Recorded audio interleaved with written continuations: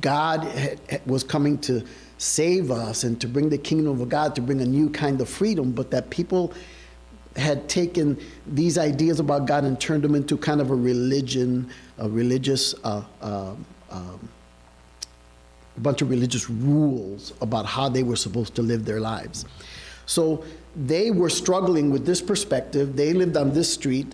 This is how we're supposed to live our lives. This is what I think God is like. These are the rules that we need to live by. And Jesus is telling them, hey, there's another street right behind us here, North Avenue, where you can see that there's a whole lot more to life than this and live in an entirely different way. And so this tension is there. The interaction that he just had was with the religious rulers, these guys called the Pharisees. And so this is where we pick up in chapter 3, because verse 1 says another time, indicating that after that happened, there was another time. And so that's connected. See, Mark is trying to make a point that there's something going on here. And he says these things happened at this time. And guess what? At another time, such and such a thing happened. And this is what he says. Another time he went into the synagogue. Okay, that was a church at the time.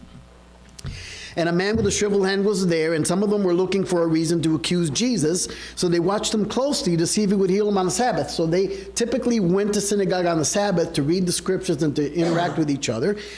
And the Pharisees went there not to worship God exactly, right? They had the idea that they were going to worship God, but they also had an alternative idea in their head that they were going to trap Jesus, because they were still mad at him that he would challenge their ideas about God and their authority. And he said to them, so they went there to see, and Jesus said to the man with the shriveled hand, listen, stand up in front of everybody. So a man with a shriveled hand goes to synagogue. He's not saying anything to anybody. He's just not feeling well. His hand has been crippled. He's probably suffering in his life. He goes to synagogue, and at the same time, the Pharisees are there to see if they can figure out a reason to trap Jesus and accuse him of wrongdoing. So Jesus looks at the man with the shriveled hand. They're not even thinking about him. They're not considering him. They don't really care about his life, apparently. And he says to the man, stand up in front of everybody. So the man stands up. Now, just so that we don't get this idea, they didn't do church the way we do it now, right? There wasn't an audience and somebody standing on stage where the guy had to bebop down to the stage and stand up in front of it. Everyone's kind of circled around in a room like this size, could have been this size, and there was the scrolls sitting on top of a stone or on top of some kind of a dais at the front, and people would, in a circle, listen to the scriptures being read, comments being made, or go up and read the scriptures themselves. It was an honor to be able to go to the front and to read from the scrolls. And so they were there doing what they normally did every single week. And then Jesus says to this man, stand up in front of everybody, and the man stands up. He didn't have to move far, he stood up. Everybody else was sitting down. Everybody turned their attention to him. And then Jesus says, ask the Pharisees, in essence they were there, but he was asking everybody, which is lawful to do on Sabbath, to do good or to do evil, to save life or to kill?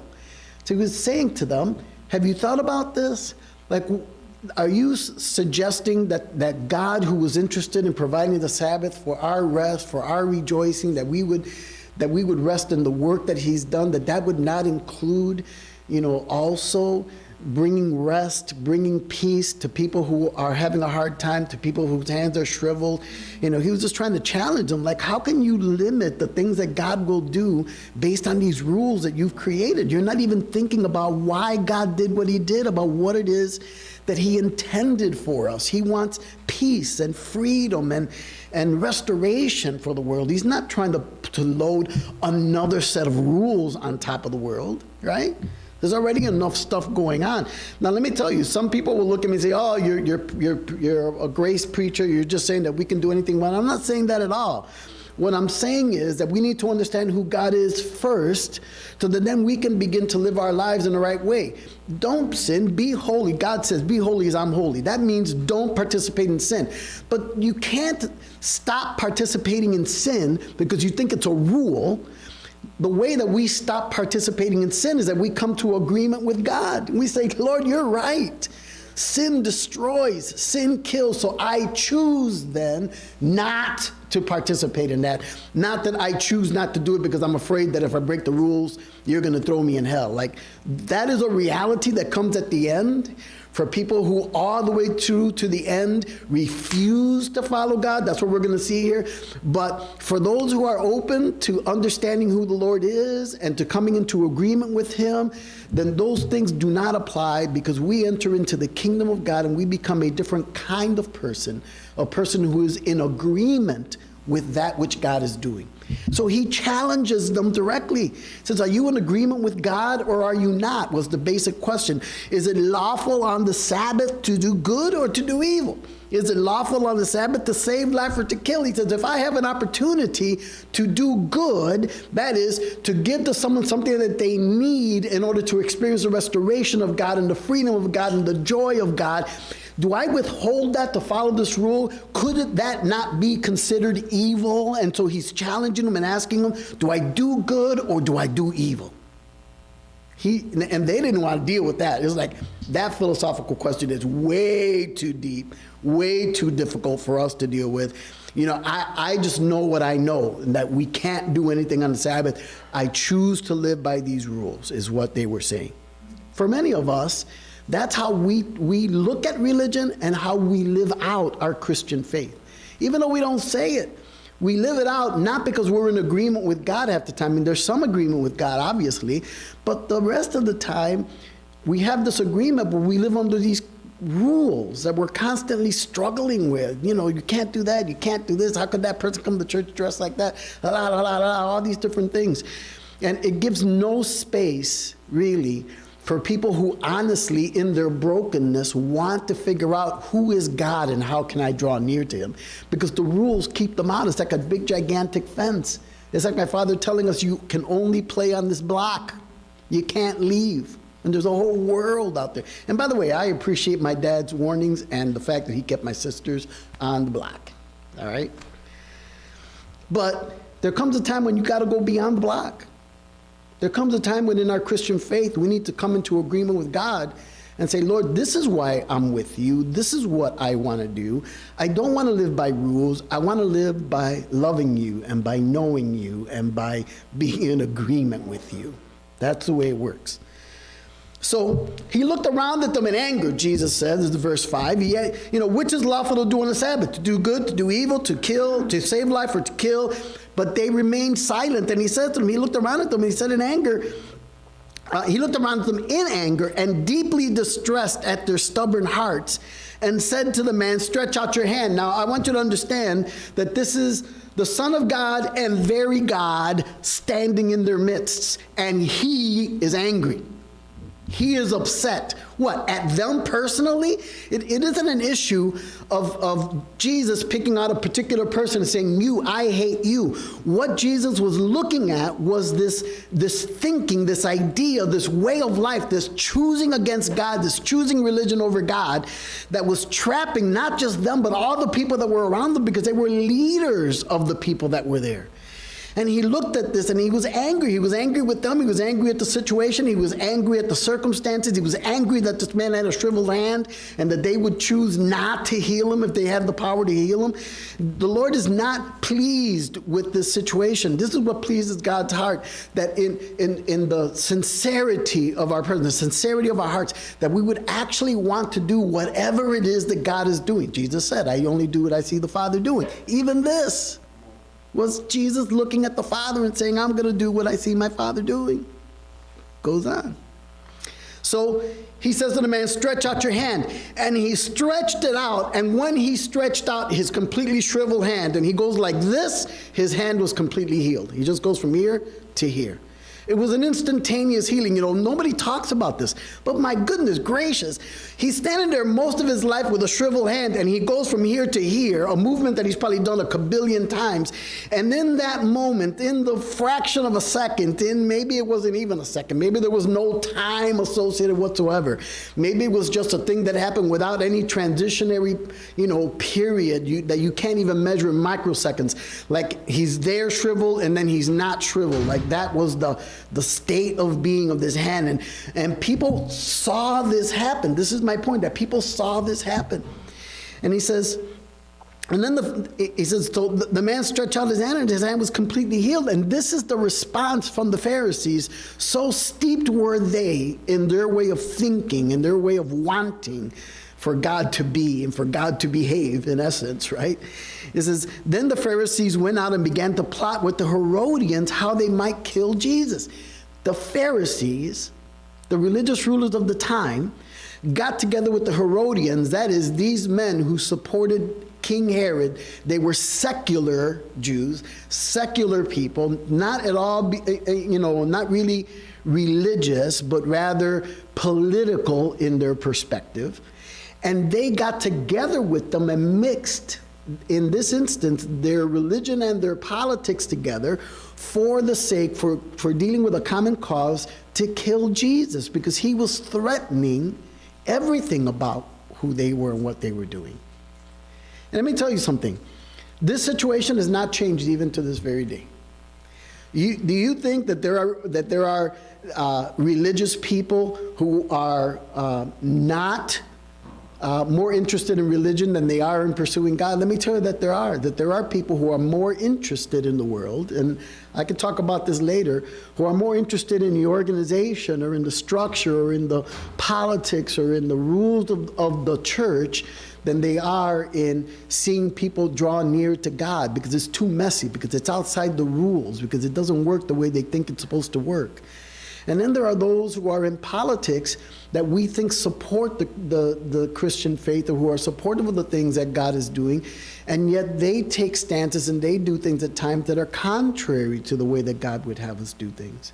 And this situation has never changed. Now, where there are Christians, there are Christians.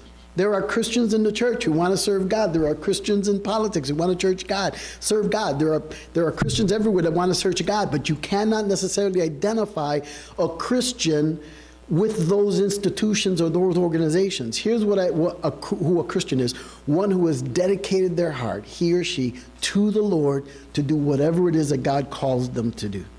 That is what it means to be a Christian. That's why you can be a Christian in the middle of a war zone or in a country that's at peace. It's why you can be a Christian when you're dirt broke or when you're filthy rich. It's why you can be a Christian anywhere, anytime. If you really give your heart to God, the Lord will show you how to live in the context in which you find yourself.